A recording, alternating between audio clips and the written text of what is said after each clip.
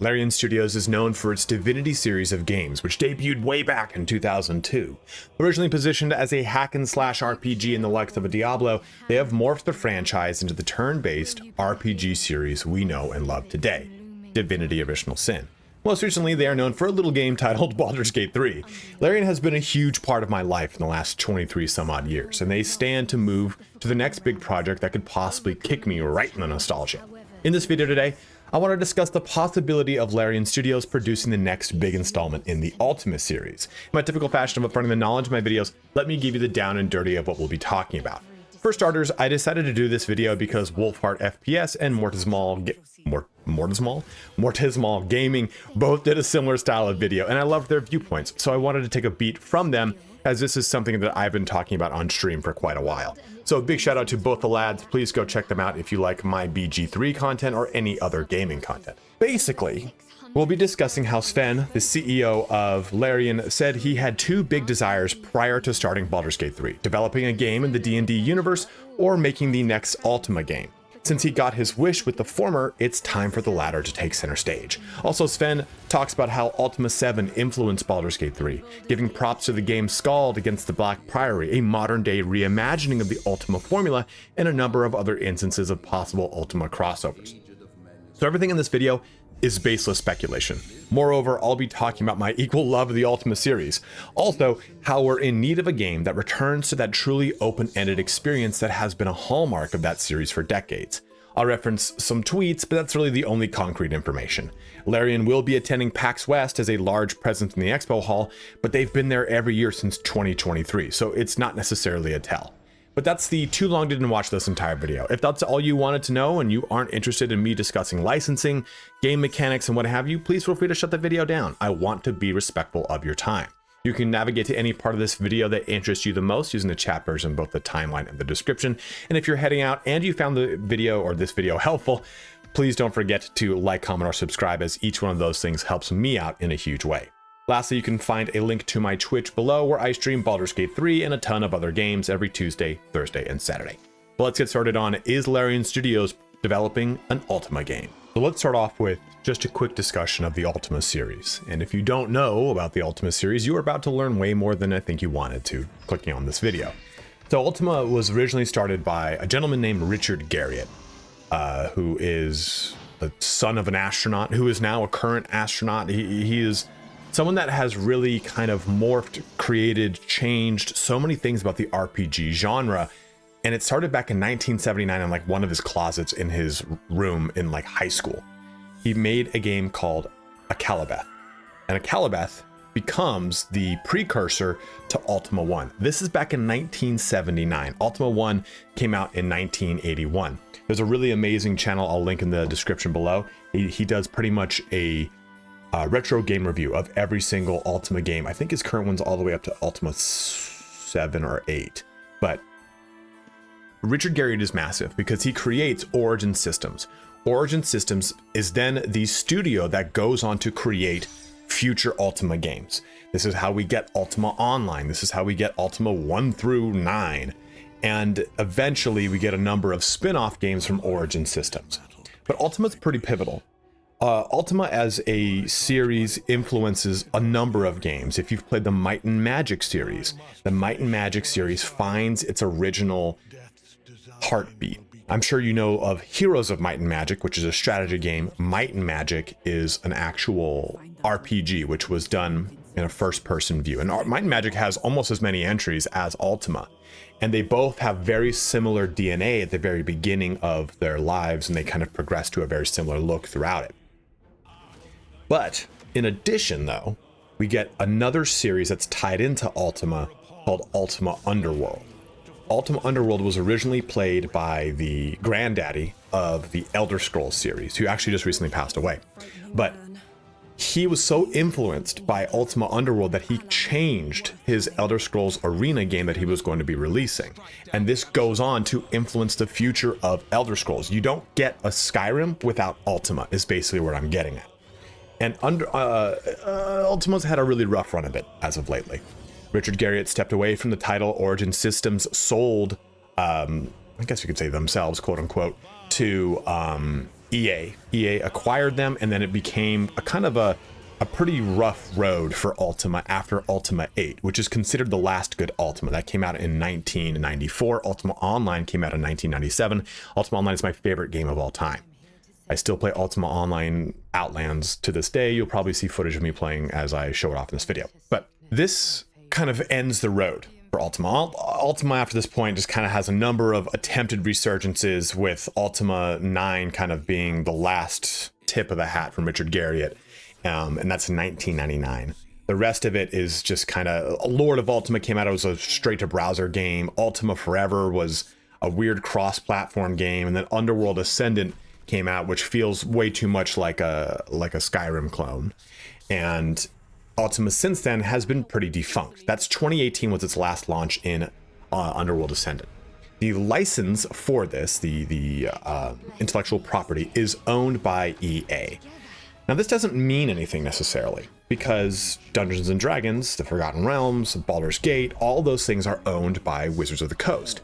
And Wizards of the Coast went ahead and obviously licensed it out to, leased the license? I'm not sure what it is. They gave them rights, licensing rights to Larian Studios to make Baldur's Gate 3. So there stands to reason that EA would definitely do this with Larian Studios. They would not sell them the license outright, right? They would retain the license and still make money off of it, as they would have a massive hit if Larian knocked it out of the park, which they probably would, because this is so near and dear to Sven's heart. And in doing so, we would jump into a game series that we A, haven't gone into in a long time, and B, we would have access to, I think, a really interesting way to tell a story, because the Ultima games have always been about virtue and right and wrong and alignment systems and hero versus villain type of stuff. So we'll get into that in the next section, but that's your kind of crash course on the Ultima series. It's a true open world sandbox experience where your character doesn't get levels necessarily, they get skills, and those skills level up as you use them. This sounds like Skyrim, right? But it's a little bit different. So now let's talk about some game mechanics and how this could all work. So to start off, let's go through what we know about a typical role-playing game, an RPG, right? You make a character, the character levels up, and as they level up, they get stronger, maybe they get more abilities, whatever it is. That is your typical kind of pen and paper RPG style or mechanic. The Ultima series has, I don't want to say never because it has a weird beginning. Ultima series also goes to the moon and wild places. The stories for Ultima are insane, but there's a lot of really cool, rich, beautiful lore in the background of the series. So let me just at least say that. But the Ultima series, and I'll use Ultima Online as a comparison point because I think that's the one that majority of modern gamers have at least some sort of nostalgic touchstone back into. The Ultima series has no, Ultima Online has no levels. You don't start as a level 1 cleric, you don't start as a level 1 warrior, and you don't go through a progressive level system. There's no real leveling endgame with raids.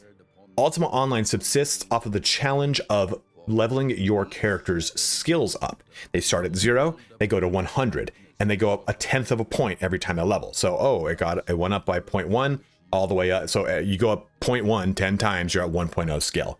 You go all the way up to 100. Now that sounds super tedious, and it is, and that's kind of the draw of an Ultima Online. The carrot and the stick is not, I reached the benchmark of a level 60.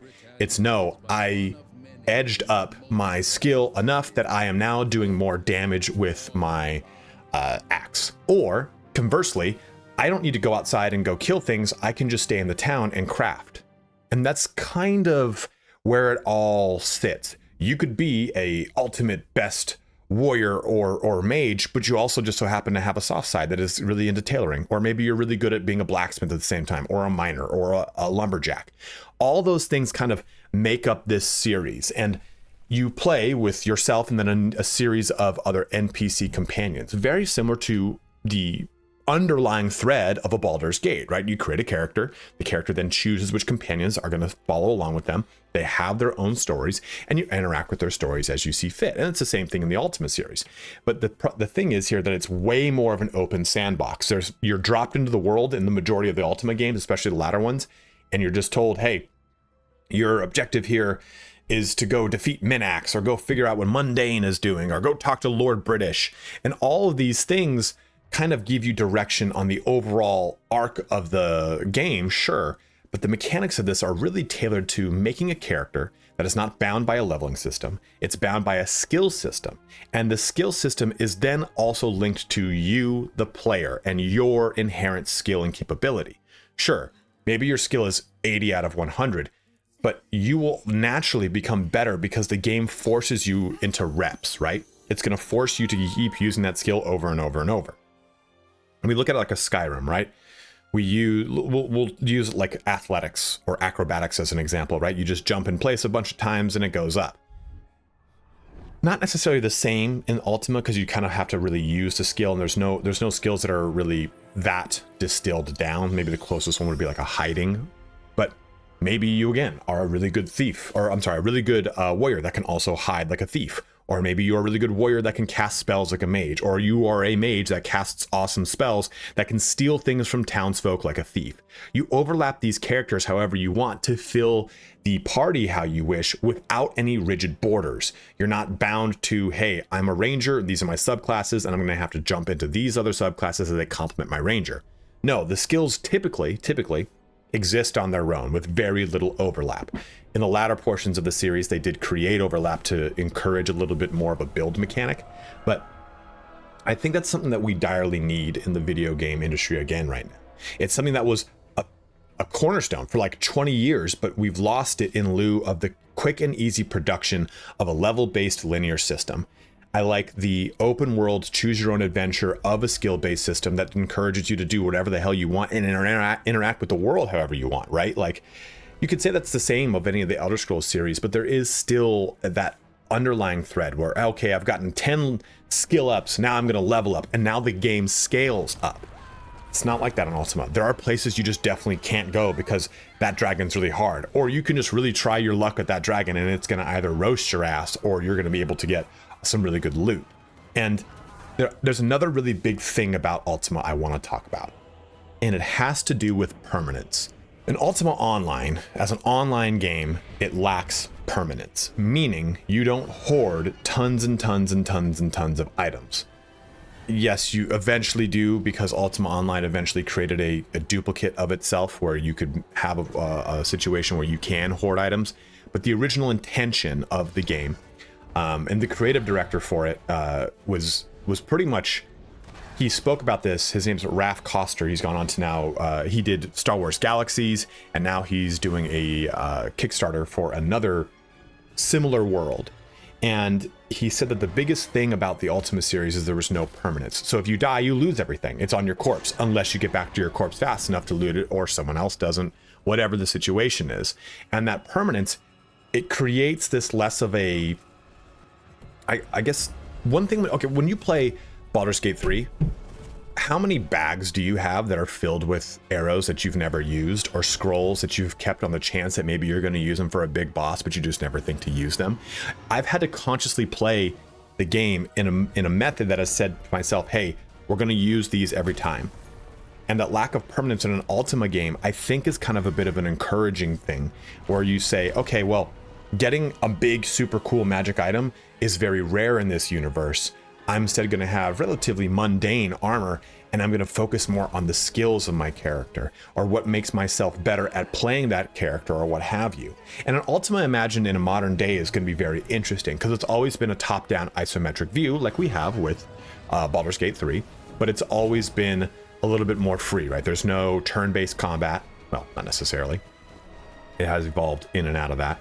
And it's going to be, I think it would be an interesting thing to do, because it would be such a shock to the typical approach for a lot of RPGs. And there have been plenty of Ultima-esque clones since Ultima has come out.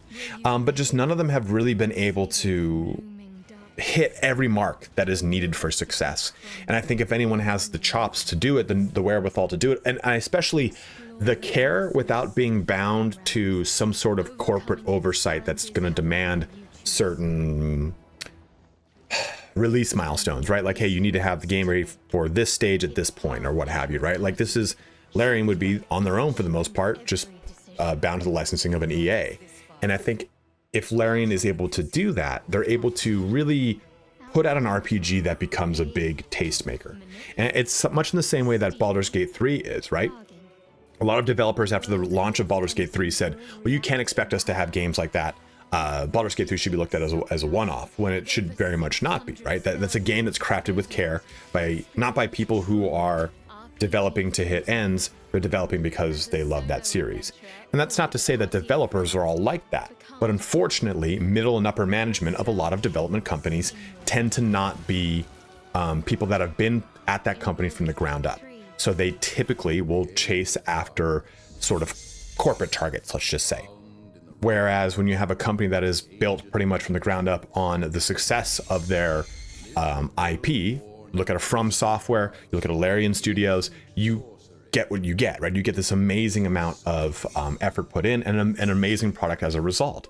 So I would be very excited to see an Ultima game coming out of Larian Studios, which is, you know, it's funny to think that Larian is an indie developer in a lot of ways, right? Like they're not a EA, they are not a Activision Blizzard or Microsoft, but they have now grown to such AAA status, and it's now a bit of a badge, right? It's like the olden days of the early millennium or late 90s when someone said, or when Blizzard said, we're going to do a game like this, and everyone's like, that's going to be good. No one said when World of Warcraft was announced, they're like, Blizzard doesn't do good games. Everyone was excited, and look what it has become. And I think that is a big thing, and I think it's an exciting prospect. Do I think this would be an online game? I don't think so. I think Larian's wheelhouse is telling really compelling narratives with amazing character development, with beautiful stories that are crafted for beginning, middle, and end. And I think all those things are their strengths. And I think if you lean into that and create an Ultima with those strengths, you stand to really push an RPG template back into the gaming world that adds for a lot more diversity that we haven't had in quite a long time. But that is the gist of this video. That is what I wanted to talk about. Again, a lot of this is kind of aimless, right? I don't script. But I clearly have a passion for Ultima. It's one of my favorite series, and I think it would be amazing to see one of my new favorite companies hit one of my old favorite game series.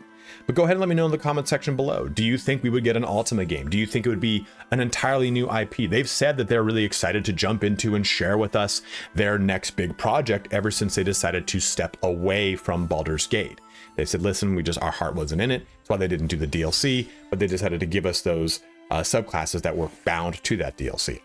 I would love if they did one final thing for Baldur's Gate and added in the missing part of Baldur's Gate, the actual city and the upper city, and to give us a little bit of Avernus. I think that'd be really awesome if they jumped into that. But you know, hey, I completely understand developing for passion, and when you start to like lose it and feels like you're just trying to hit a goal and a paycheck, that's when things start to get a little diluted. So I appreciate that they kind of noticed that for themselves. But that's the video here today, guys. So if you have any ideas, let it be known in the comment section below, as always. But thank you so much for watching here today. Have a good one and take care.